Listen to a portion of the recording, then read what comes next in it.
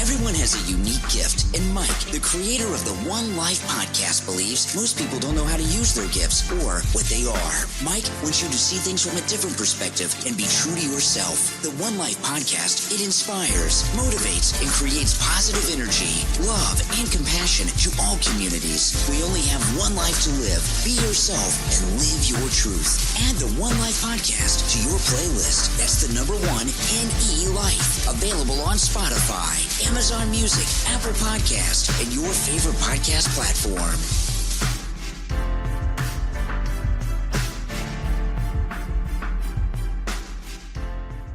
What's up, y'all? Welcome to the One Life Podcast. I am Mike M.C. Reed, where we talk about positive psychology and take care of our well-being and telling your story because everyone has an amazing story. What is up? I am here with my boy, Mr. Trenton Washington. How's it going today, sir? It's going good, man. Glad to be here. Glad to be here. Got a day off today?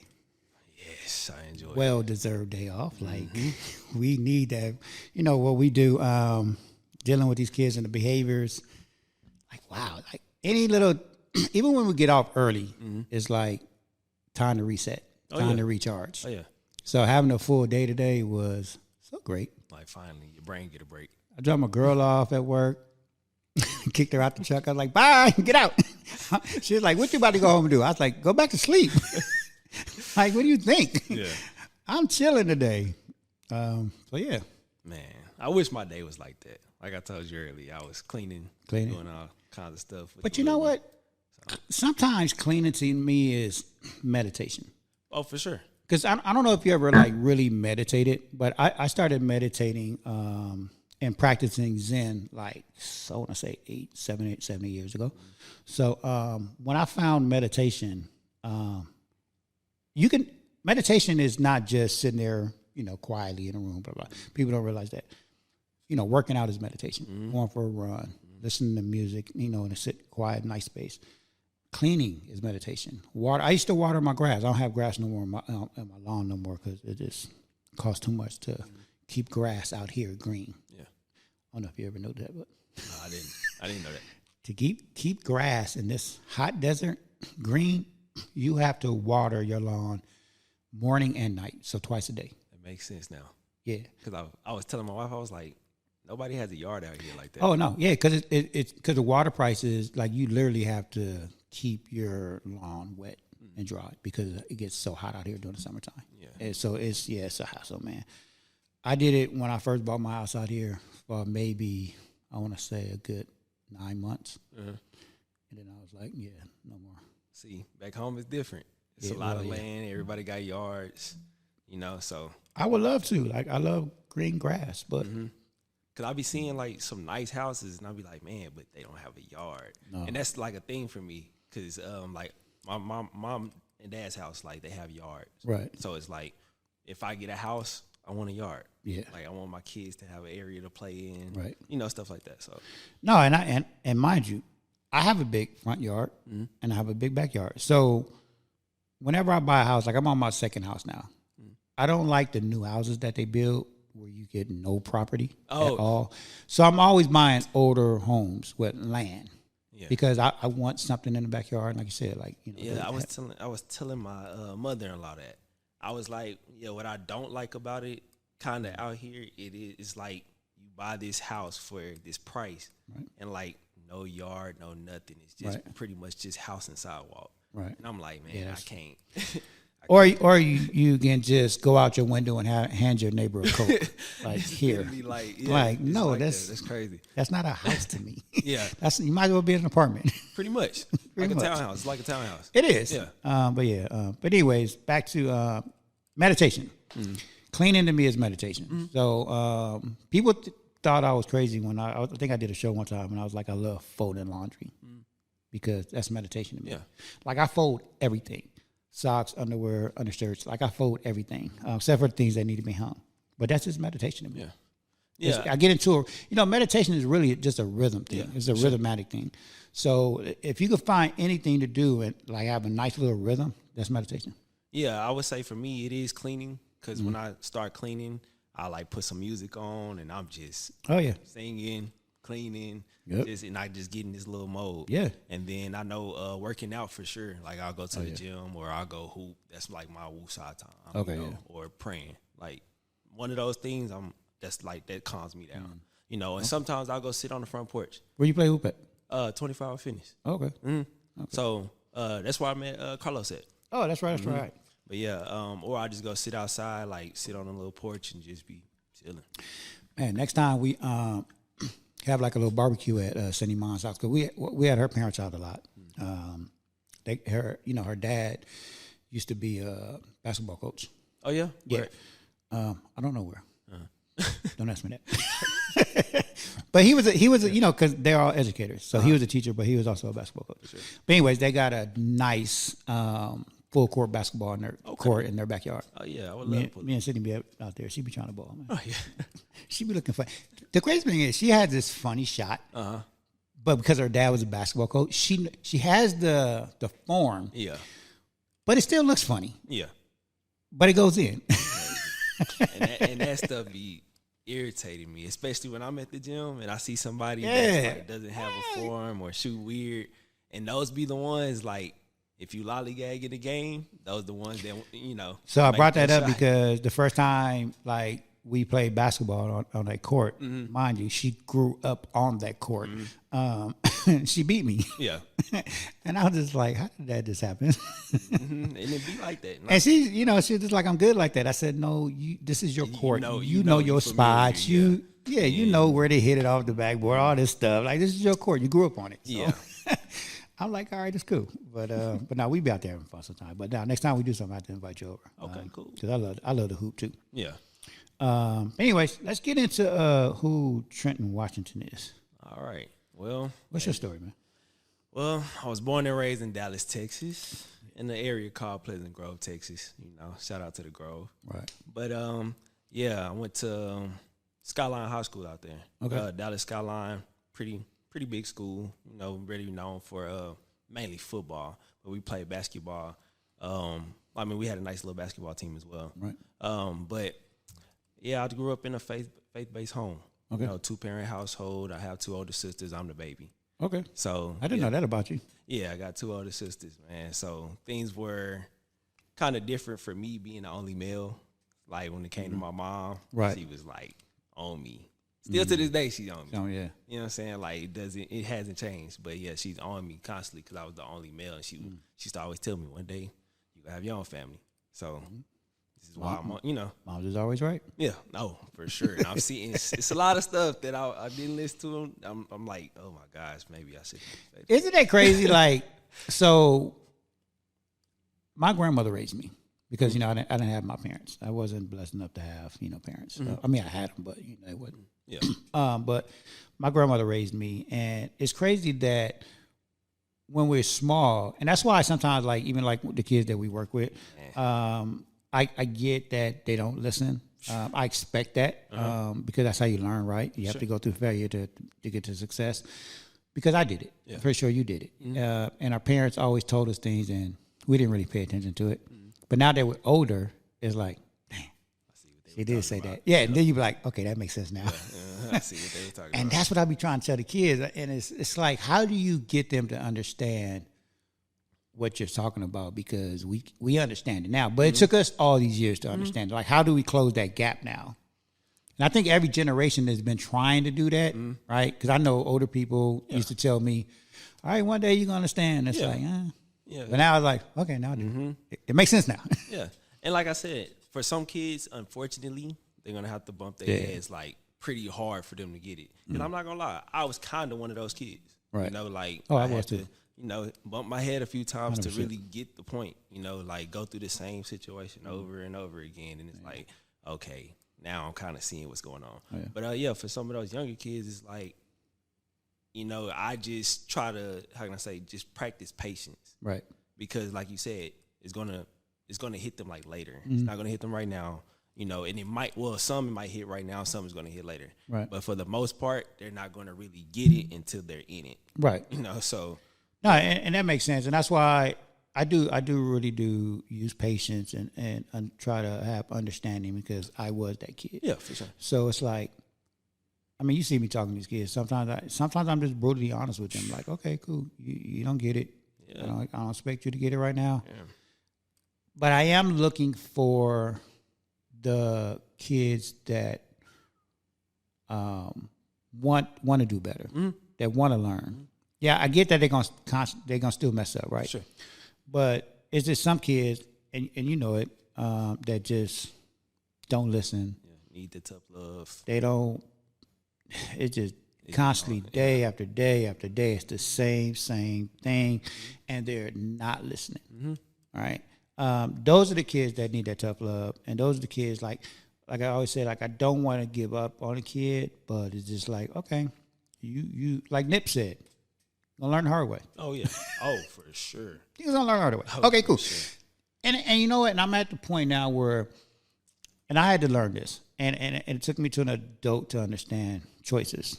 Like I used to be the guy that always wanted to help people, right? I always put myself first. I mean, I'm sorry. I always put other people first before me. I never put myself first.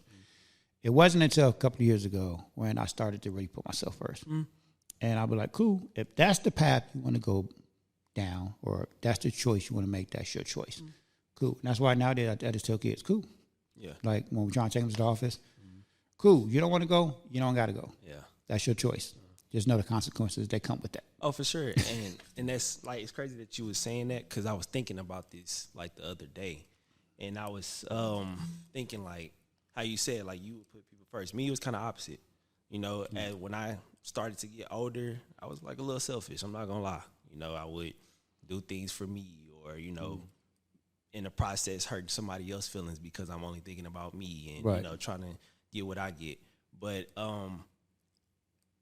like coming to that understanding that there's a good consequence and there's a bad consequence. Right. Like I told you before, I'm a Christian.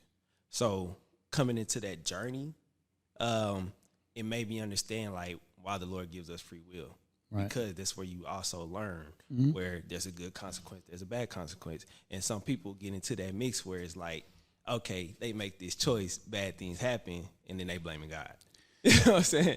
Or it's like it's not my fault. You know, and then you may but if you would have listened and done this, it would have went Right. a totally different way. But that's what I'm learning with these kids. It's like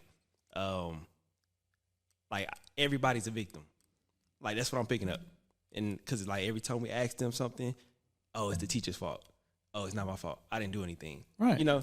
And it's like, it's crazy like how it's never anybody's fault. It's always, you know. It's taking accountability. Yeah, taking accountability, stuff like that. So when I see those things, it kind of took me back to childhood. I was like, like, where did that start for me? Right. You know, where did I start to pick up those habits? Why did I start to pick up those habits? So, like, being, like, student mentor is kind of making me reflect back and just look in the mirror like, hey, like, you know, okay, I've seen this before because I've done this before. Right. So, yeah, when I see those kids kind of, oh, well, it's not my fault. And I'm like, okay. So when we ask them the questions like, okay, so what were you doing? You know, why did you do this? You know, like, and they kind of give you that that answer. They'll be like, they'll start to see like, okay, yeah, maybe I did do this, you know, whatever. And or maybe I left out this part of the story. But that's like where I had to learn because a lot of decisions that I was making, I was like, I'll say it like this. Like my body was there, but my thought process was catching up. Oh, yeah, 100%. You know what I'm saying? So it's like for them, it's like, because for me, it was fun first, responsibility later. Yeah. That's what it became. You know, and of course, you young, whatever. But that was it for me. So when I'm seeing them, they're thinking, hey, yeah, I'm going to do this, suffer the consequences later. Not realizing that consequence is going to put a target on your back Right. for wherever you go and carrying that. And that's why I was telling them first impression is everything. Like, But kids, and again, I get it, because they don't understand like a lot of this stuff, right? They don't realize a lot of this stuff work hand in hand, and there's a balance to everything, right? It's like going back to what you just said about God gives you free will, right? Yeah, you can sit here and it's kind of like that movie with Jim Carrey. Oh my God, the when him and Morgan Freeman. dang, something Almighty. Almighty, yeah, Bruce Almighty. Bruce Almighty. Yeah, so I love that movie. Yeah. Because like that line when he talks to the wife, or even like not was it Bruce? No, it wasn't. They got Bruce Almighty and Evan Almighty. Evan Almighty. Okay. With Morgan Freeman when he was in the cafe talking to the wife. Mm-hmm. And she was talking about, oh yeah, he's doing all this and God told him this and blah blah. And Morgan Freeman was like, well, God, gives you choices. Mm-hmm. And like you said, it's free will. Mm-hmm. Like you can sit here and pray to God all day long, but if you don't do the work, it's not gonna happen. Like if you're constantly praying for patience, God is gonna continue to put you in situations until you learn patience. Yeah. That's why people never have patience about anything. Mm. He's gonna continue to put you in all these situations until you learn whatever it is that you're trying to learn. He just doesn't give it to you. Like you have to do the work. But kids don't understand that. They don't understand that, things stay with you. They don't understand time. As a kid, because I know I did it. Oh, I don't care about school. I'm young. I got all time in the world to do what I want, mess up, have fun. I'll figure that out later. Oh my God. Right? That's a big one. They don't. One, no one is promised tomorrow. Mm-hmm. Two, time flies by before you even know it. Man. And then you trying to catch up. Like that's the hardest part, trying to catch up. And that's why I be trying to tell a few of these boys that we be talking to is like, don't get too far behind. Yeah, that's a fact. Don't get too far behind, boy. Like you said, like time flies. Like this year is my 10th year out of high school. So it's like when I realized that, I was like, man, it's been 10 years. That's so crazy. Like, yeah, time flies by, and you got to figure it out now. Mm-hmm. Yeah. But they don't understand all that. Mm-hmm. So it's and that's why I try to get kids to like really listen, and try to get them to understand. And that's why I look for the ones that really want to learn, the ones that sit there and really pay attention and listen to you. I get it that they're not going to comprehend everything I'm saying right now, but if they show me any type of signs that they're paying attention, they're taking it in, then I know it's going to sound wrong. Those are the kids I want to work with. I'm not saying I don't want to work with the other ones, but the other ones, it just goes back to what we're just saying. Okay, cool. You're making a choice not to learn right now.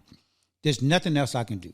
Until you figure it out, until you want to change, until you want to start making the right decisions, I can sit here and talk to you all day long till I'm blue in the face.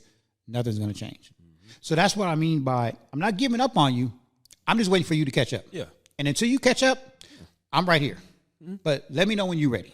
And it's funny that you said that. That's the way God is with us. Right.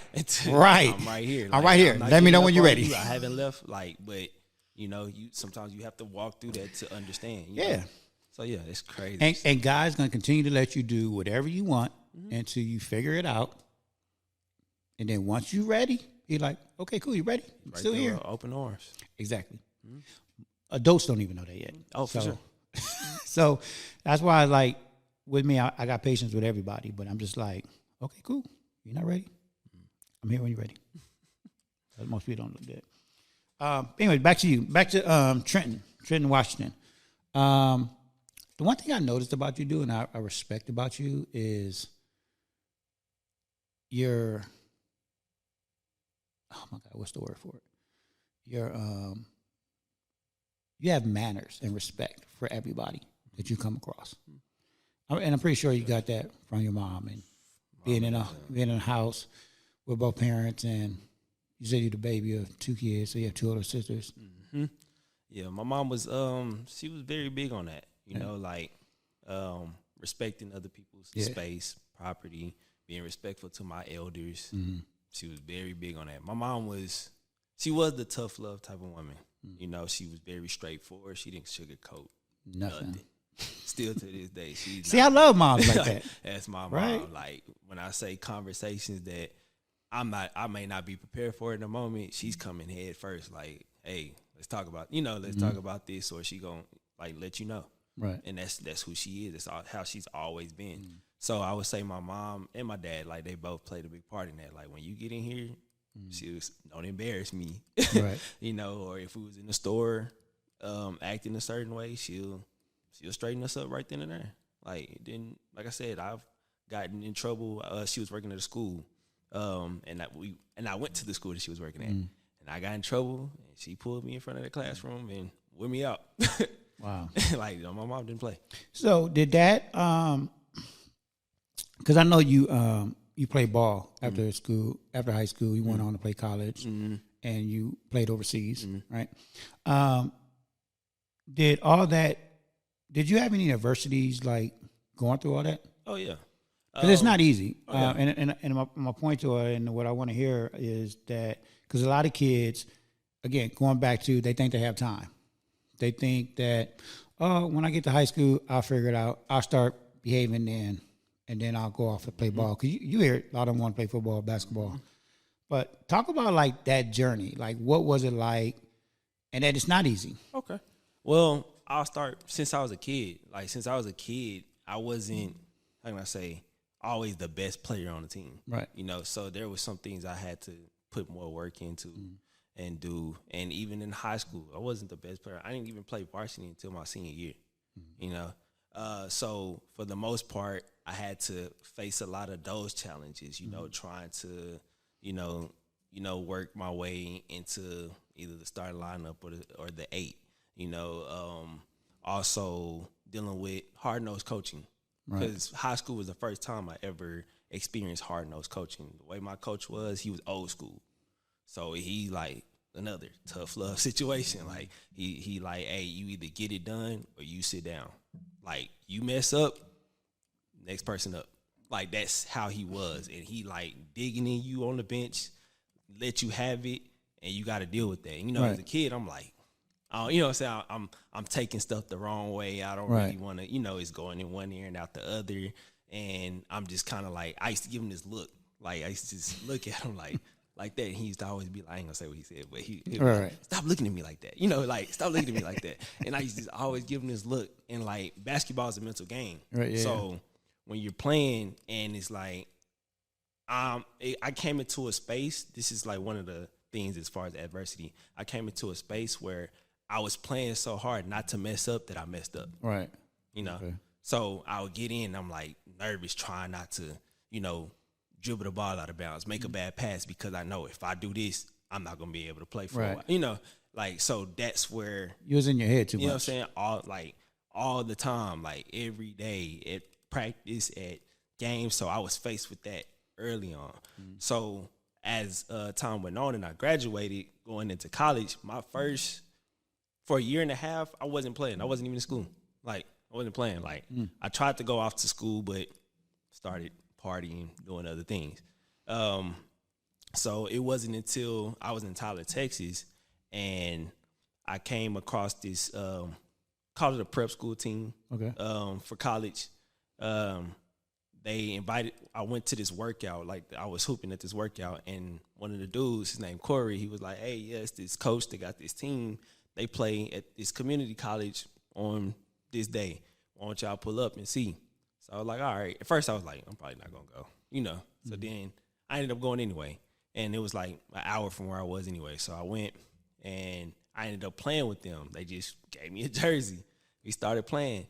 And then after that, the coach was like, yeah, I like how you play. Like, you want to play with us? And I was like, cool. So after that, we started playing different JUCOs and different, you know, community colleges and stuff like that. And that's where I ended up getting recruited to Cedar Valley College. Okay. You know, and that's how I got on. That started my college journey right there. So I ended up going there, and I played there for a semester, actually, because prior to that, like I said, I was partying, doing stuff, so I wasn't really focused on school. That's where I messed up at. Like the school part, I wasn't really trying to whatever. I'm just trying to hoop. Right. Like that was my mindset. And that's most athletes' mindset. Yeah. I'm just trying to hoop. You know, women have fun. That's what I'm here for. You know, so that's where that first semester I had to sit out. You know, I had to sit out because grades wasn't there, nothing was there, nothing was in place. So I had to get myself together in order to play for the next year. So that next semester I was able to play, and I only played one semester there. So what got you together? Though? Like, what was it? Was it a time? Was it a something that just clicked? Coach. Yeah, the coach was kind of on me, like, hey, like, we wanted you here to do something. Like, we got a nice team, and we did have a nice team. We had great players. Like, he was like, hey, like, you gotta kind of straighten up, and get this done. So I had to do what I had to do in class to get what I needed. Did it take multiple conversations from him, or was it one conversation? It was one conversation because, like, I had to sit on the bench and watch them play. Okay. And, like, that feeling alone was just like, yeah, like that. You know what I'm saying? I'm like, man, like, I should be out there right now.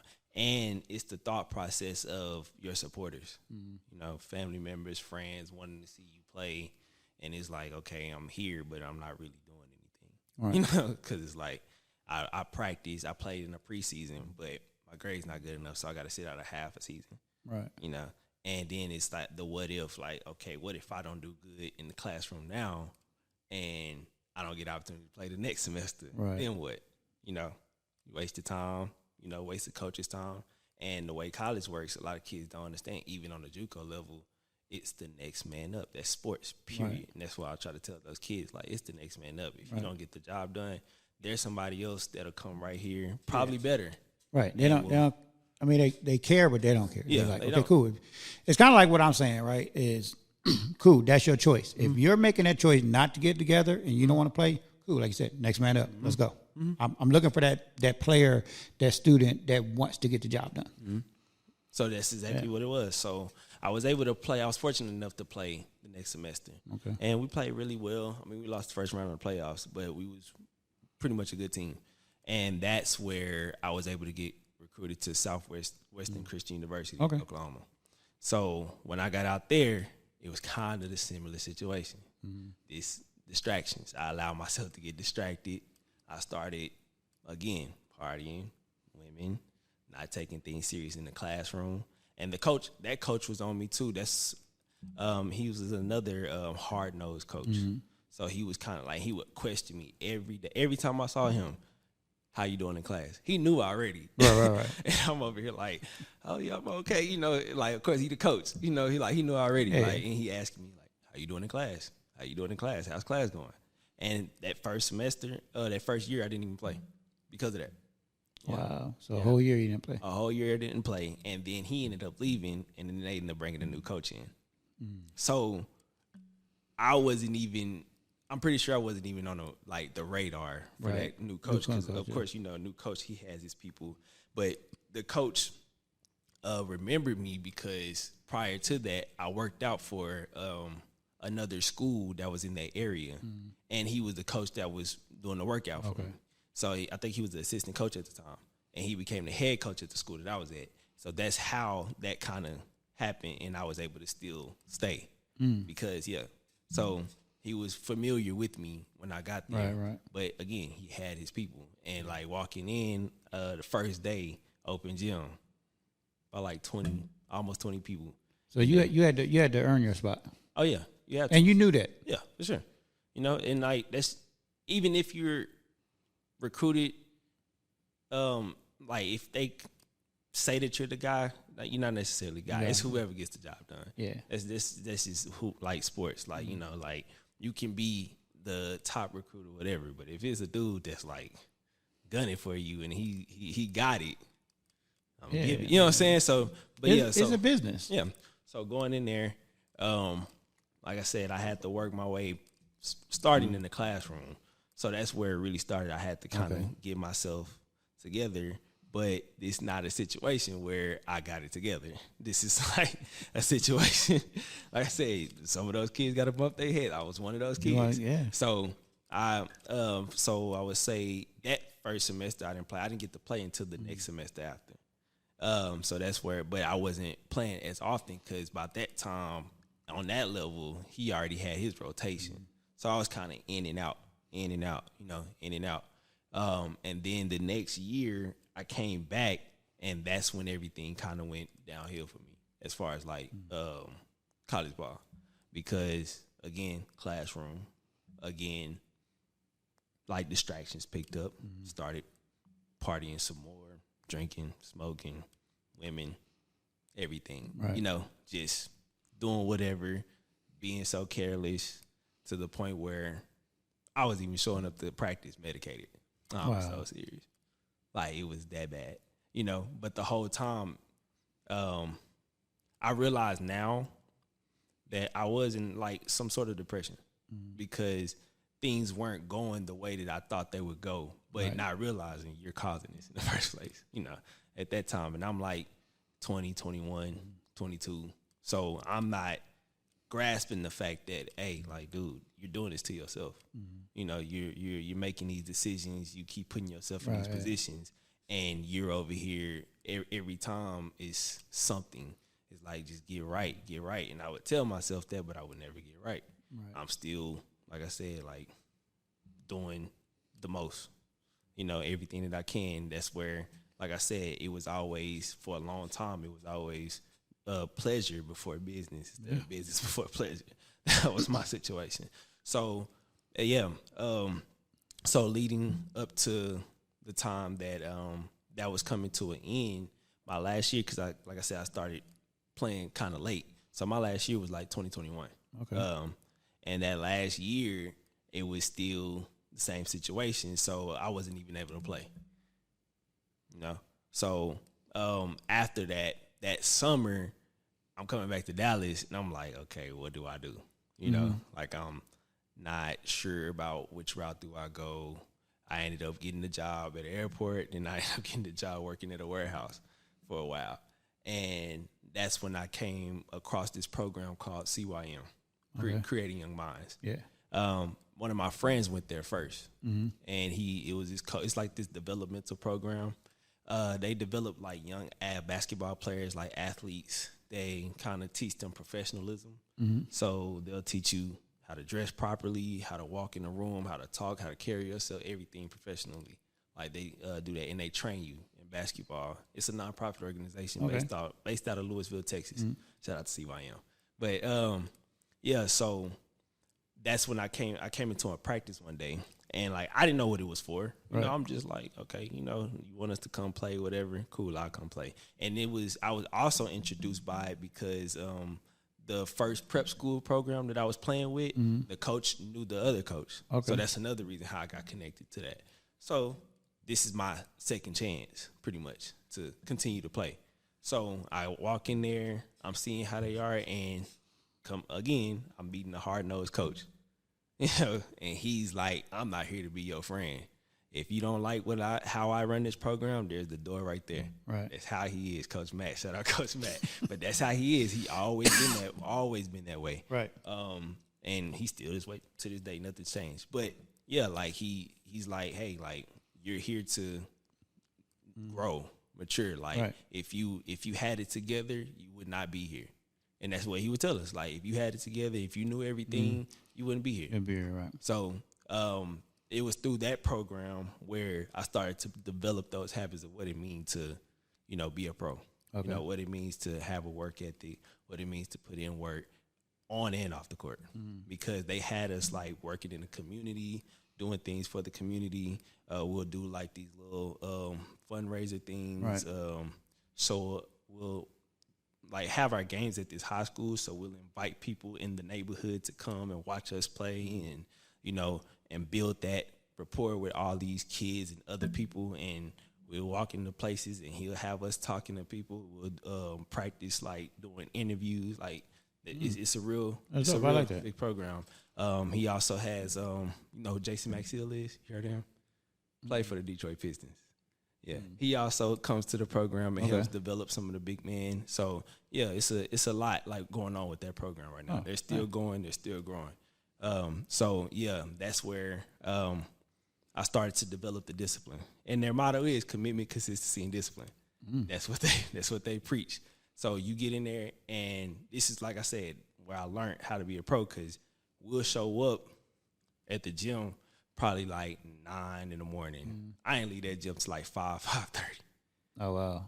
So you in there working the whole time. You either lifting weights, you on the court, right? You whatever type of workout he's putting you through, and he gonna kill you, and he's testing you to see if you gonna come back. Like I like that. It's kind of like he's tearing you down and rebuilding you. that's exactly what he's doing. Yeah. He's tearing you down. He's getting rid of all those bad habits and, building you up. Then it's like, okay, now I can put you on this platform. Right. And now you show all of that. Right. And that's exactly what he was doing.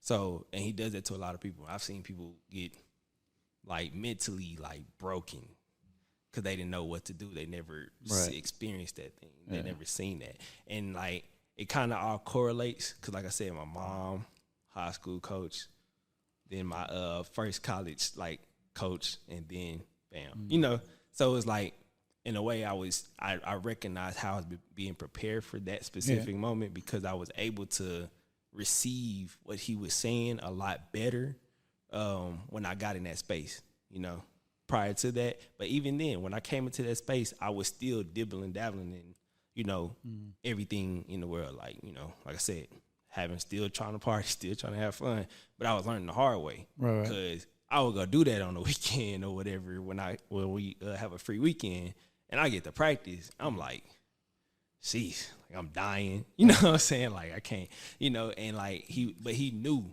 he would never say nothing, but he knew. He knew what you was getting into. He knew what you was doing. So that was through that program. I started to learn and build and develop more skills, and that's how we was able to go to Puerto Rico first. Okay. Mexico first. And I was able to. It was through that program. Okay. I was able to touch base in Mexico, play out there, and it was an amazing experience. Like it was kind of scary because we was in Juarez. Oh yeah. So it was kind of scary, and then through that's when Puerto Rico came. Okay. And we went to Puerto Rico, and we was out there for a while, and it was amazing. That's a whole nother. I've never traveled, so it was through that where I kind of got my second chance to. Play the sport still outside of college, right? And get the opportunities that I never thought I would actually get, because like I said, I didn't even touch varsity till high school, and I didn't play much at the time. But so through that program, they, like I said, they build, just build you up, teach you how to be professional, teach you how to talk to people. So let me ask you this, because I know you're a Christian guy. You grew up in a faith-based home, right? During all that high school, college, going through all that, partying, all that, would you have considered yourself a Christian back then, or did you have to like really, like where did that come in? So like where you really start trusting in God and start like really like buckling down, like okay, what? To be honest with you, me actually taking this, trying to take it serious myself, didn't start till I was about 26. Okay. 26. So 2 years ago, honestly. No, and that's fair. And I asked you that because, like, I grew up Catholic, right? So when I was in elementary, I think I went to a Catholic school. I was an altar boy. I did the whole thing. But then somewhere along the line, I think when I started entertainment, I kind of lost all that. Not to say I didn't believe in God, but I just wasn't like into it. Yeah. Like, like I am now, right? And it wasn't until I want to say 3-4 years ago. And I really like started understanding him, like building my relationship back with him, and like really having a relationship. Like I think my whole life I've always had a relationship because I've always believed in God. I always did a little praying here and there. But I think about maybe 3-4 years ago is when I like really started building my relationship with him. See, that like back then, I just knew him. I didn't know, I didn't like really have that relationship. I knew what I was taught growing up. Right. Like I was that kid that would fall asleep in church. I'll go to church, I'm knocked out, my mom waking me up. Like I was that kid. So I knew what I knew based off, what I was taught at the time. And like my dad, he does it till this day. We would do Wednesday night Bible study. Like we'll gather around the table and we'll read the Bible and we'll kind of just discuss what we read. And he does that till this day with my nieces now. So, like that was always in me. Right. But when I got older, I was like, man, I'm trying to get away from that. I'm trying to go Right. do this. But at the same time, being from that, I still tried to say, hey, yeah, I'm still Christian, even though I wasn't living nothing like it. You know, not even an inch. Yeah. So yeah, I would say it came to a point where I was about where I really started taking it serious. Yeah, like I said, 26. Okay. But the moment kind of hit me when I would say 25, like when it really started to like, okay, weigh heavy on my heart, because I was high, and I was actually in some girl's crib, you know, sitting on her couch, literally high, and it was just, I felt this pull on my heart to where it's like, man, look, if you don't change, you're gonna die. Mm-hmm. The route that you was going, like, you're going to die. Like, if you don't fix this about yourself, if you don't stop messing around with multiple people, playing with people's feelings, doing all of these things that you were involved in, like, you're going to die. Right. You know? And like, and I don't know if it meant like spiritually or like, you know, physically at the time, but I just knew, because I always had this fear of being like some people that I know Right. that, you know, are like not doing anything, you know, like just kind of lollygagging in life, still in the same position that they were when they was 21 years old, 18 years old. And I always had that fear, or some are not here, you know. So I always had that fear for a long time, but that's when it really like kind of just hit me like, man, you got to change. So that's when I started to kind of go through this phase of like getting out of situations that I was in, started to work my way on smoking a little bit, drinking a little bit, you know, trying to get all of those things out the way. But that was also in the midst where I met the mother of my first child. Okay. Yeah. So that's when, so in that moment, I'm going to say this. I do feel like the Lord was trying to pull me into a relationship with him and him only. Yeah. But me being me, I decided to hop in another relationship. Right. You know, and like, and I'm not saying the relationship was just crazy, whatever, but that was a moment where, again, I allow myself to distract myself with something else instead of going with what he was actually trying to do, you know. And looking back, you know, in my early 20s or whatever, I always filled my life with a lot of distractions. You know, I always, like I said, the partying, the drinking, smoking, which is also why college went the way it went. Right. Which is why, you know, all of these. So being at these, like being a student mentor, is kind of like revealing so much, you know, of the path that you take. So I was just about to. I was actually just about to bring that up, right? Like so for me, I had, like I said earlier, I had to rebuild my relationship with him, right? And it wasn't, like I said, maybe about 3-4 years ago, I had to learn how to just give it to him.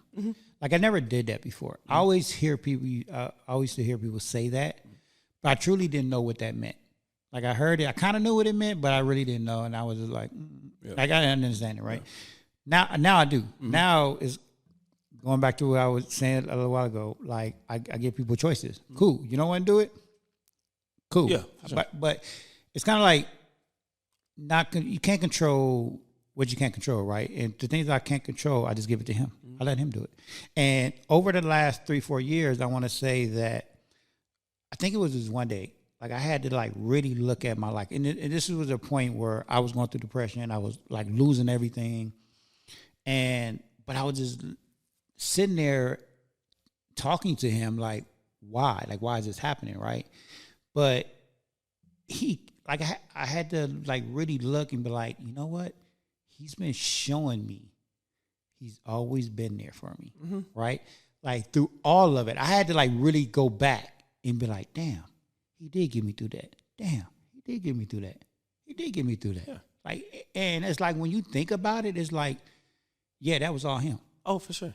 100% all him. Like, honestly, the house that I'm in right now, I probably still wouldn't have that house if it wasn't here for him. Like, like I just kept thinking about, dang, that was all him. Speaking of that, when I was playing JUCO, matter of fact, I was 20, maybe 21. Literally,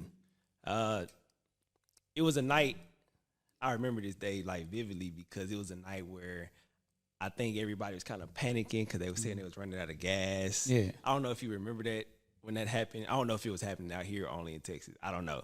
But it was like everybody was kind of panicking. So all the gas stations was like filled with long lines because everybody was thinking, I guess, we was running out of gas or whatever. So that day, I decided to go hang with friends, and we was chilling, doing the usual. And then that night, I went to stay with a female friend. But I had practice early that morning. She stayed almost an hour away from the school. Right. So I didn't get to where she was at till like maybe almost 3 a.m. So and I had to get up at like 6 to make it to practice before 8 o'clock. Cause if you just not walking in the door at 8 o'clock, practice wise, you late. You got to be on the court and ready to go. Mm-hmm. So I decided to do what I did, went out there. So on my way to practice, I'm supposed to pick up one of my teammates, and I'm like super sleepy. Before that, I called my coach, and I was like, Coach, I don't think I'm going to make it. And you know how coaches are. If you don't get here, such and such and such, whatever. So he gave me that. He chewed me out a little bit and was like, get here. I said, all right. Hung up the phone, got in the car. I'm going. On the freeway, hitting almost about 90, literally. So I'm blasting my music, and I'm cool. Like, I'm good, And then the girl ended up calling me. So when she called me, that's when everything went silent. So I was like, and I'm like, okay, talking to her for a little bit. The next thing you know, I end up falling asleep behind the wheel. Keep in mind, I'm on the far right lane. The barriers that separates the freeways when you go, I went from here all the way to that barrier and hit it. And what woke me up was my foot was still on the pedal, and like the car was just kind of still going against the car, but the car was totaled, and it just so happened nobody was on the road but a nurse, and she was like a little bit behind me, right? And next thing you know, like I'm kind of dazed a little bit because I'm, it was a heavy, like real bad collision, so I just feel someone just open my door and start pulling my arm out. Are you okay? Asking me questions. And I'm kind of like, oh, shoot, like what just happened? So I get out. She was like, hey, I'm a nurse, and I'm I'm here. Are you okay? Let me, So I ended up calling my my mom, and then my dad came. And this is by the grace of God too, because, in those situations, you putting other lives in danger. Yeah. So I was supposed to actually probably get arrested for that. Yeah. So, but it just so happened one of our neighbors, he's in law enforcement, he's a sheriff. He called one of his people that he knew in that area to come to the scene. And they just totaled my car. I didn't go to jail, nothing. Went straight home. And that's why I was like, man, like when I look back, I was like, man, like the Lord really had his hand. And I was like, it's crazy to think like that whole drastic situation happened and I still went and did what I did. Right. Like I still continued just to continue to go the route that I was going. It's so crazy. It is crazy because we do that. Yeah. We do that until, like I said, until one day something clicks and we just like, oh, yeah, okay. Yeah, but that's why I said sometimes it's gonna take for you to bump your head, like, to really get it. Mm-hmm. But even with how I was going back to what I was saying about when I jumped into that relationship with the mother of my child. And the reason why I say that, because like how we had a conversation the other day, like, you're a relationship guy, and I am too. But for the most part, I like to say this, I didn't give myself the luxury of being by myself. And the reason why I call it a luxury is because now that I'm married, my wife sometimes asks me questions about myself and, and trying to see certain things. And sometimes I can't answer them because I'm like, for a majority of my life, I was in and out of relationships. Right. In and out. So when in a relationship, you're thinking for two. If you're, being faithful in that relationship, you're thinking for two. And if you're not, you all over the place, pretty much. So in some cases, I was all over the place. In some cases, I was thinking for two. So I never really was like giving. That's why I said like my body was always there, but my thoughts was catching up. So it was to a point where when I met my wife after my relationship with the mother of my child, she was kind of the person that was kind of teaching me how to slow down when I met her. Okay. Like she's not a person that tries to rush things. She's very live in the moment, you know, process things. Me, I was always, you know, on to the next situation. Don't sit down, on to the next. So I never understood how to, you know, process thoughts, process feelings, process whatever, because I was always just moving so fast. Right. And when I met her, she was kind of the opposite. She was like, yeah, why don't you try to feel these feelings? Think about this. You know, think about those things and put together what made you make these decisions and all of that.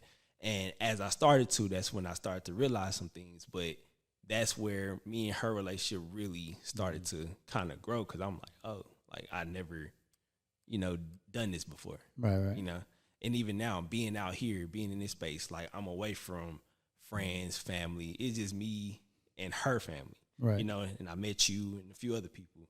But I'm forced now to really sit and figure out Trent, which is kind of crazy.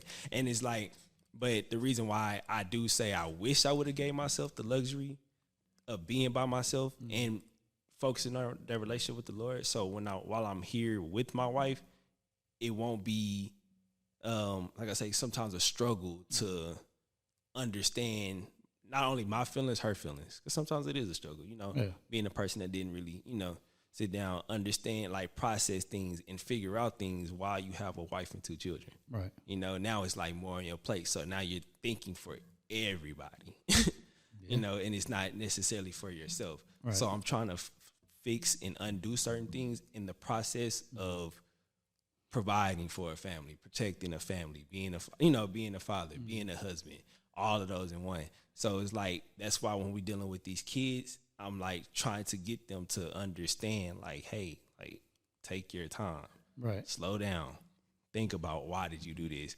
Why did this happen? And as I'm asking them that, I'm talking to myself. Like I'm literally talking to myself. As I'm talking to them, that's why, like, sometimes I would just sit like with them and may not say anything for the time. I just kind of let them get out, whatever. And then I just ask them, like, all right, so what you thinking now? You know? And they'll kind of be like, oh, well, I feel like I really want to do this, you know? Right. And I'm like, okay, but if you do that, what do you think is going to happen? You know? Yeah. And I kind of, And, you know, and it's crazy because, like, you're young, right? Like, I didn't figure none of this out until, oh, my God, like, when I was, like, 40-something. But, I mean, like, my first wife, I was married for 25 years, right? We had a great relationship. We're still friends to this day, and that's who I have my 2 kids with.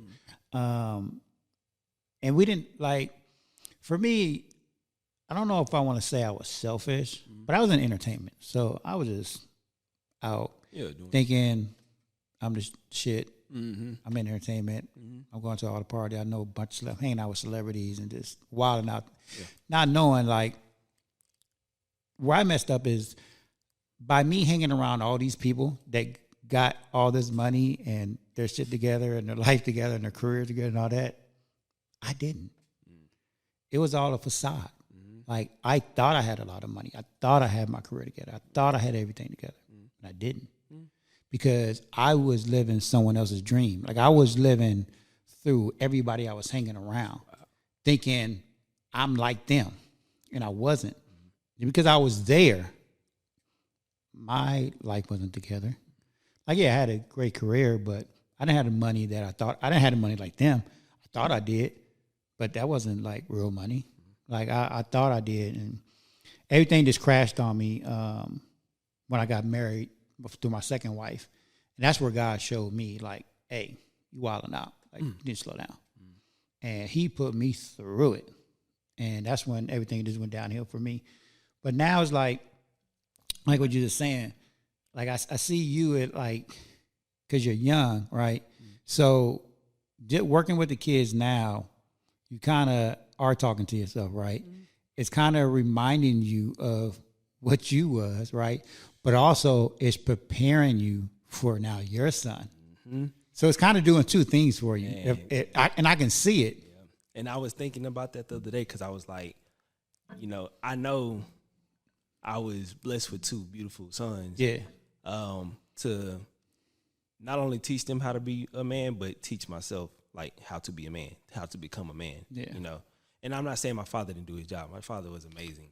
But it's like putting me in a place where, like, okay, now it's teaching you how to mature and step up for real. Not only just physically, spiritually as well. And it's like, dealing with the kids, being there is teaching me, how to not ignore the little things. Right. That's what I was trying to say. Like, because, all right, I'm going to go back. Speaking of my dad, like I said, my dad was amazing. Right. But of course, parents, they're learning. We're learning every day. Yeah. So it was one time, like I said, I was a liar, manipulated, did all of those things.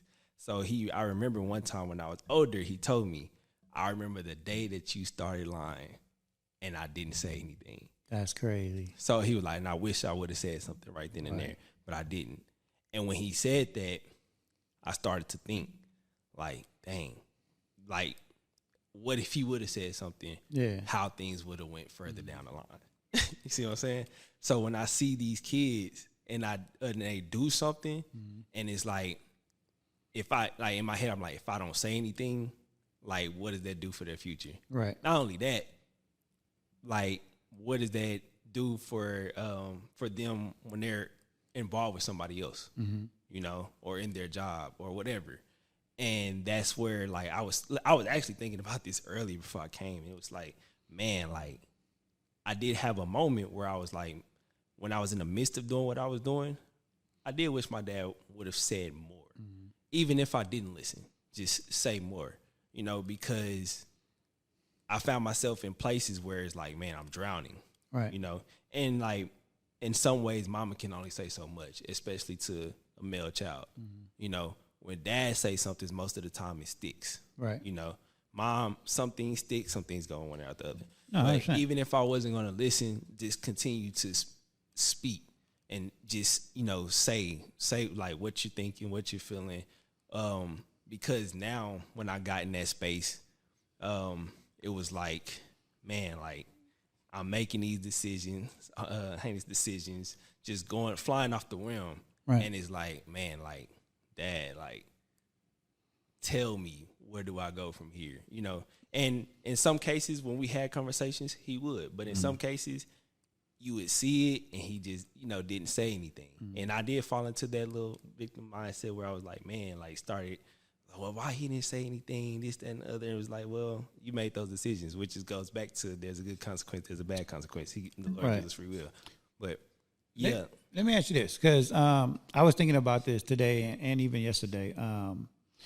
As mentors now, because we're mentors, do you feel, because what you said kind of just sparked something in my head. I didn't have my dad with me, right? And growing up, raising 2 kids, as any kid, it is different. Like, no one can teach you how to be a dad. Like, you have to learn that from experience. This is what I believe, because my father wasn't there, my mom wasn't there. My grandma did the best she can to raise a man in South Central LA, but it was difficult and it was hard. So I was on my own since I was 14, and I was homeless at the time. But do you feel like, as a mentor now, because obviously we have rules and policies we have to follow, right? Do you feel like that's holding you back from saying certain things to these kids? Because sometimes I be wanting to, like, really sit down with certain kids, but then I'll be like, damn, can I really say that? Yeah. You know what I mean? 100%. Because when I was young, like, the streets raised me 100%. It was like I'm the baby of 7 kids. So one of my oldest sisters, she was just a straight, she was gangbanger, and she was in party gangs, and she her homies raised me, the male homies, but they taught me a lot. Like, they knew I shouldn't have been in gangs, and they always protected me, but they taught me a lot. But a lot of things that they was telling me and saying me, like just showing me, like I can't do that in the schools, right? But it was something that I needed though, and it kept me out of a lot of trouble. Yeah. And I feel like now, like I feel like sometimes my hands are tied, and I'm like, man, some of these kids, because these kids, like where we at now, like it is the what's the word I want to use? Like it's the neighborhoods that they're in. Like they're their tough. environments, yeah. The environment, yeah, it is. It's what I grew up in. Yeah. Same. And I know that a lot of these things that the district and the school are teaching them, and trying to help them, and I'm not knocking them because they're doing what they can within their guidelines. But I feel like they need more. So much more. So much more. So much right. more. Yeah. Because Yeah. I mean, talk about that because I feel like you understand what I'm saying. Yeah. I totally get that because like it's like I said, there's some kids that need that extra push for them to understand. But yeah, it does feel like you're restricted in some ways because it's like, man, like I know what I really want to say right now, Right. but I'm risking my job.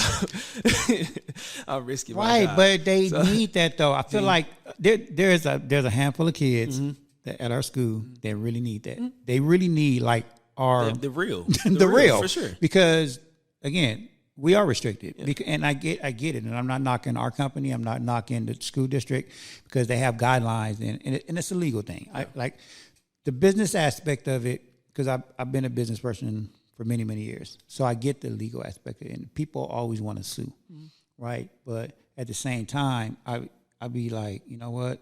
I need to help this kid. Man. So F your policy.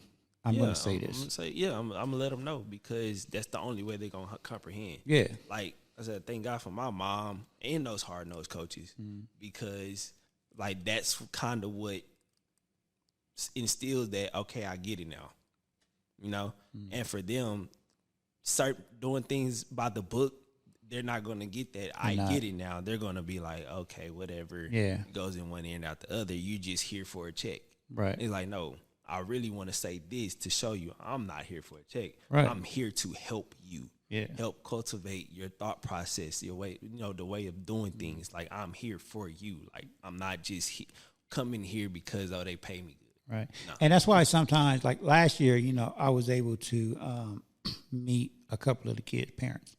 Like, I feel like between our company and the district, they don't want us to talk to the parents. Probably so.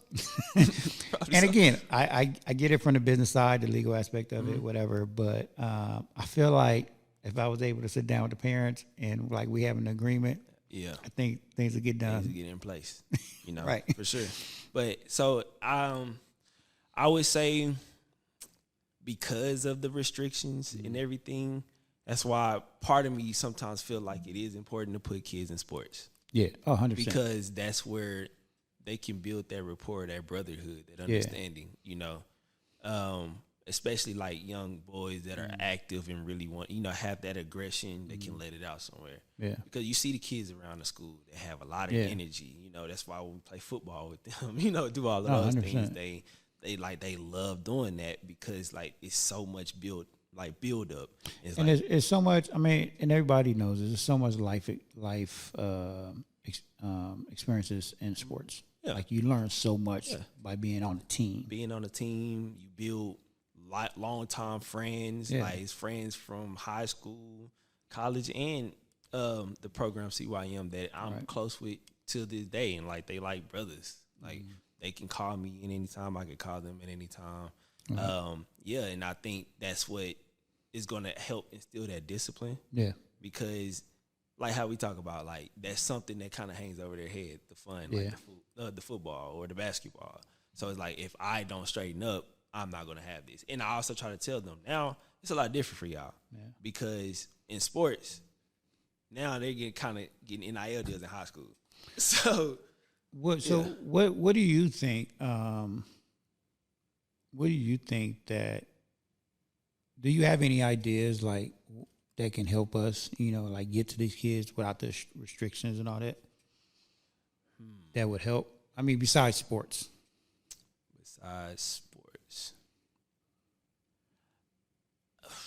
I would say, and this is off the top right now because I've been thinking about it, but I haven't really came to a full conclusion.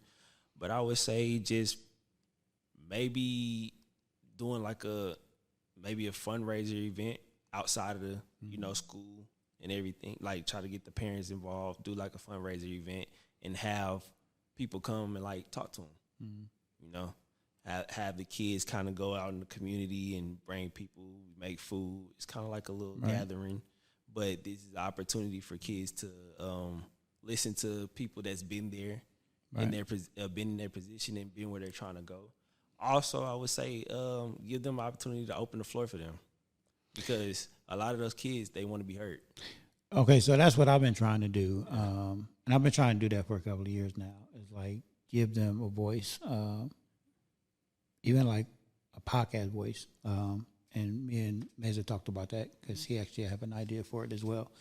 We just haven't done it yet. Yeah, but I want them to have a voice. Yeah, like I feel like putting them in that space will activate more, more maturity, more understanding. Like, and like I said, a voice to be heard because a lot of these kids, when they're acting out, we know it's not to the 10. They want the attention. Right. They want to be seen. I need, like, I have these feelings. I don't know what to do with them. This is the best way I can get them out and get your attention to know that I'm feeling this way.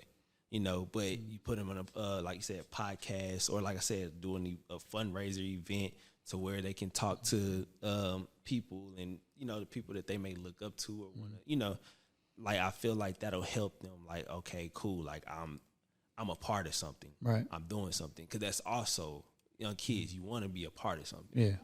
Like, you want to be like, you want to feel included. You want to feel involved. So. I feel like if they can see, like even as a teenager, when I was able to see what I was capable of, that's when a spark hit my brain. It was like, oh, dang, I did that. Yeah. So if we can create something that can show like their skills, their talents or something, and they can see it. Because remember, sometimes a lot of things are just in our heads. But if you can actually see it, like touch it, feel it, smell it, like it's now reality. And it's like, oh, wow, I did that. Yeah. Now you have something, now that they have a starting point where they can build. And I think that's what it is. These kids need a starting point. Yeah. Because right now, they don't have a starting point. They don't. If we can create something to where they have a starting point, now you start from here. You see what you can do. You saw what you can do. Now build on that. I think that's the answer. I don't know. I think that's perfect. Like I said, I'm still kind of figuring that out because I have been thinking about that. Like, what is it? Because like I said, through my wife, that's what gave that spark for me. Yeah. She was like, hey, like, just try this, see what you get out of it. And when I saw what I could get out of certain things, that's when I was like, oh, I can do this. Because things do seem so far-fetched when it's in your head. It is. It's like, man, like, you doing a podcast. Some people think, like, man, like, you got to do all this to get a podcast. And it's like, no, you just get a nice little, you start at home. You can start on your phone. Pick up a mic, whatever, and just start recording and start talking about something.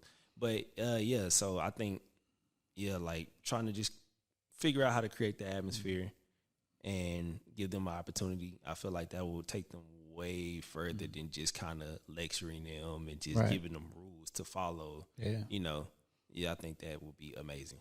So hopefully we can come up with something like that. I think we can. It's just, again, it's just keeping the conversation going and keep talking about it. It's something there.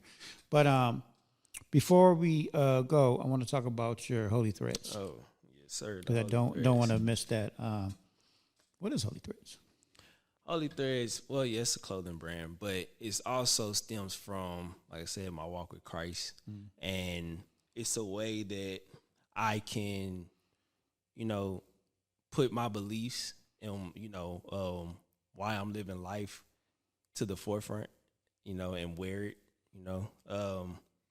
and kind of express, like, my feelings on it. Like, I'm proud to say that I'm a Christian. I'm proud to say that Jesus loves me and he saved me from a life of, chaotic things. So me creating, I was actually sitting in my room listening to a song, and I heard them say something about holy fashion, and I was like, wow, and I thought about, putting on the full armor of God.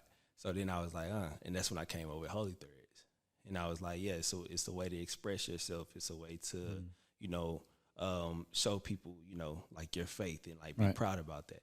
So that's where Holy Threads stem from, and like I said, I had to pause it for a second because there was some complications going on with my wife at the time. She was pregnant, but I'm gearing it back up. So yeah, Holy Threads, as you can see, I don't know if you can see, but the logo has a T, like a cross, but it's like a HT all together. So yeah, that's the logo for Holy Threads. And yeah, right now it's just a push to, bring people to Christ, because there's a lot of people that has like these, bizarre styles and things that they want to keep, they want to express themselves in a Christian algorithm, but don't know how. And I was like, this is one of the ways you can do it. I love that. I love the name. I can't. Threads. Yeah, I love the name. The name is dope. The logo is dope. I can't wait to see what you're gonna do with it. You'll see soon. Yeah, I can't wait to see. Oh yeah, I have this black and white one. I also have this brown and white one. I don't know if you can see. Yeah. And then I have a few more colorways coming out. And Are you just gonna stick with the two colors, like? For now, starting out, yeah. Okay. And then eventually, I'm just gonna add on and build, as time goes on. Okay. But yeah, actually, it's Holy Threads is also like a spark that came from what you were just talking about, like how like somebody has to kind of give you that starting point, and then you go, and then when you see it, it's kind of like, and like I said, that was my wife. Right. When I came up with the idea of Holy Threads, I was talking to her about it. She was like, yeah, just do it. So let me ask you this question, because I'm a firm and true believer. God gave everybody a gift. For sure. Most people to this day, even adults, have not found their gift. I believe I know what my purpose is. I believe I found my gift. Have you? Honestly, now I'm starting to think that helping people. Okay. Because over time, I've started to notice how, like, a lot of people are actually watching the things that I do. Right. And I didn't know that for a long time. But I sometimes I randomly get messages from old friends. Man, like, when I got married, man, I see that you getting married. I see what you're doing. Even friends that I grew up with or my day ones kind of have comments and they say what they say. And I've always had the desire to want to help people. Right. See somebody on the street. If I got something, I'll give it to you, or if you need something, I'll buy it from you. But and buy it for you. But yeah, like being a helping hand.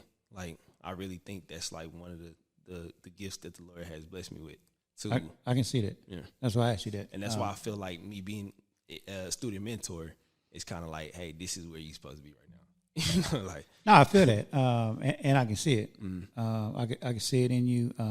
You care, and I really believe, like, I really believe God puts us in situations for a reason. Even all the things that we've been through, like I said, free will. He let us do that, but at the same time, now He's like, okay, cool. You went through all that. Now take that and use it. Yeah. Right, and I can see that. I can see it in me. I get messages like that all the time. People that I ain't talked to in years. They be sending me little messages, be like, "Hey, Mike, I see what you're doing. Keep doing it." They said you found your gift. I see that in you. I could definitely see that in you.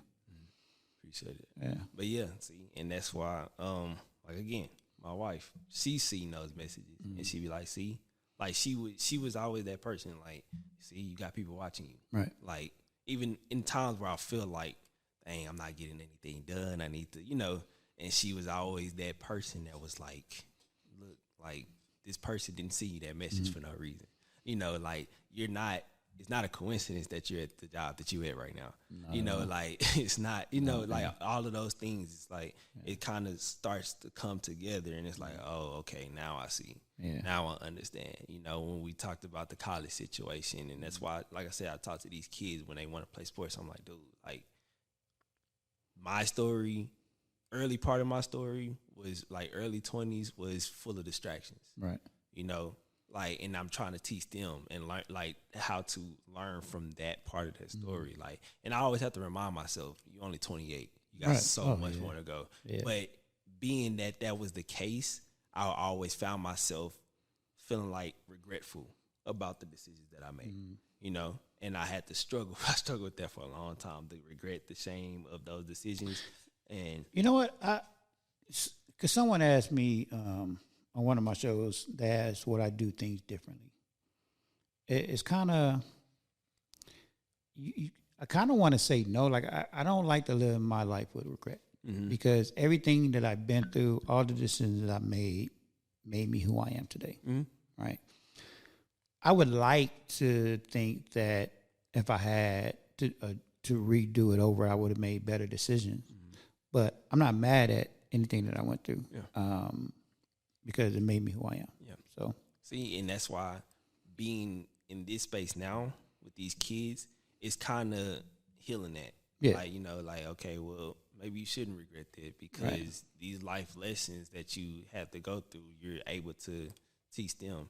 And my wife always would say, she was actually seeing it before I was seeing it. She was like, dude, like, you're supposed to be helping people. Yeah. Like, that's what you're supposed to be doing. I see you do this stuff all the time. 100%. When we were dating and I came out here for like the second time, I think, it was this man. This is also what sparked the Holy Thread situation as well. It was this man, homeless guy. We was going to get some food. I was getting out the car to go pay for some food, and the dude stopped me, and he was like, hey, are you able to give me something? I was like, yeah, come on, you know. Went in there, asked him what he wanted, paid for his food, came back outside, and he was like, hey, do you got a minute? I want to read you something. I said, yeah, cool. Turns out this man has, like, been in and out of jail, I think 3 times. The first, I can't remember the full story of what happened with him, but he was at the wrong place, wrong time. Right. So he ended up having to defend himself, and he ended up beating the situation. That's crazy. And then the second time, I think somebody lied on him, and he had to defend himself again and ended up beating the situation. So the third time, I can't remember exactly how it went, but I know he ended up beating that again, but he still represented himself. And he was crazy. Like, he was telling me he was writing a book called, I think it's either 3 Strikes You Out or 4 Strikes You Out. I can't remember. And it was an article about it in the newspaper. He had the newspaper. He even read me the story that he written down. He had the pad and everything. And I was like, wow. You know, I was listening. I'm like, wow. And he was like, man, just thank you for giving me a time to listen. But as I was walking away, what I was picking up from that situation was, like, there's no excuse, you know? Because, like, here's a homeless guy asking me to feed him, and he's pushing, you know, his story out there to help others. It's in the newspaper. He got it published, and he was still writing, and he was like, yeah, I'm going to gearing up to go talk to some people now. This is a homeless guy. You know, he knows his purpose. Yeah, you know, and then I'm like, this is a homeless guy. So I'm like, imagine what you can do, and you're not even in that position right now. You know, and that's also started to teach me stop selling yourself so short. Exactly. You know, but that's what, like I said, being in this space is like bringing all, like when I say all of that together, it's like hitting me at once. And when I go home, I just be sitting like, man, like, okay, yeah, I get it now. You know, so 100%. Yeah. I wish I would have learned that earlier. It took me a long time, man, unfortunately. But, good. I'm not mad at it though, again, because it made me who I am, man. I'm here today, and you know, I'm grateful for you, man. I know time's about to run out. I don't want to be late picking up Sin. But I am grateful for you, man. I'm grateful for you, grateful for Johnny, the new team that we got going on. I really believe that we have like an amazing team. Sure. I was nervous at first. I'm gonna be honest with you. I was nervous at first when Rick was telling me, you know, I got 2 people coming. Because I know how I am with these kids and, you know, what I want to accomplish at the school and what we all trying to accomplish. And I knew, you know, just from all the other people, like we was talking about yesterday, me, you, and Johnny, how they hired a bunch of people and had to get rid of a bunch of people. And I was like, dude, don't bring me nobody that don't want to be here. Yeah. Like, I was like, I'm serious. You know how I am. I need people that want to be here, that want to help. And so I'm grateful that you and Johnny, you guys got stories. You guys are good for these kids. Sure. Well, We are thankful for you too, though, because you model that very well for us. Like coming into the situation, you showed us the ropes, and you just kind of like, hey, this is the do's and don'ts. This is what and it's kind of like it was an easy layout, So you being our manager is like, man, like we thankful for that. I appreciate that. I try my best, man. I don't like compliments, You're but doing a good job. yeah, I know. I don't take people always tell me that, man. I don't feel like I've done a lot. I'm gonna be honest with you. I've done a lot, but I still feel like I haven't done anything. Same. You know what I mean? I feel like I have so much more to do. For sure. But people always say, "Oh, Mike, you done," and I'm like, cool. Like all the accolades, like the awards I get, it's like cool. But I feel like just in the last 5 years, I found my purpose, and I'm just now scratching the surface. Like all that stuff that I did in entertainment, I'm very grateful for it. I'm very blessed. Had money, had houses, had all that stuff, right? But I feel like now I'm really contributing to life, contributing to our next generation. Yeah. Like that's what is important to me. Sure. Like all the other material stuff don't mean nothing to me. Yeah. So now that's why I tell people, like, I'm just getting started. Yeah. You know what I mean? Like and all that other stuff. See, and that's where like me, I'm starting to practice giving myself grace. Yeah. Well, I know, and I'm just learning that. Yeah. I'm learning that I'm giving myself grace. That too. But like I said, that's why I always have to remind myself, dude, you're only 28. Yeah. Like you got so far to go. Give yourself grace. Right. Like we live in a microwave society, so we see a lot of people, right? Feeling like they got to be here by 21. Yeah. And it's like, dude, it don't work that way for everybody. No. And I had to learn that myself, and I'm still, still grasping that. So right. I get it. Okay. Yeah. So that's me. Anyway, thank you, man. Appreciate you, man. No thank you for coming on here. Thank you for having me. Definitely got to have you back, man, because we got a lot to talk about. Oh, for sure. We got a lot to talk about. We got a lot of work to do. Mm-hmm. And I think, and the reason why I keep doing these shows is because I want to continue to push the conversations. Mm-hmm. I want to continue to tell people stories. So thank you for sharing your story. I definitely want to have more conversations with you about, what we can do with these kids, because I truly believe having these conversations, one day somebody's gonna listen to it. Something's gonna click. It's planting those seeds. It's putting those seeds out there and continue to do it. So thank God, thank you, and thank you, man. Man, thank you. I appreciate it, man. All right, y'all. We out of here.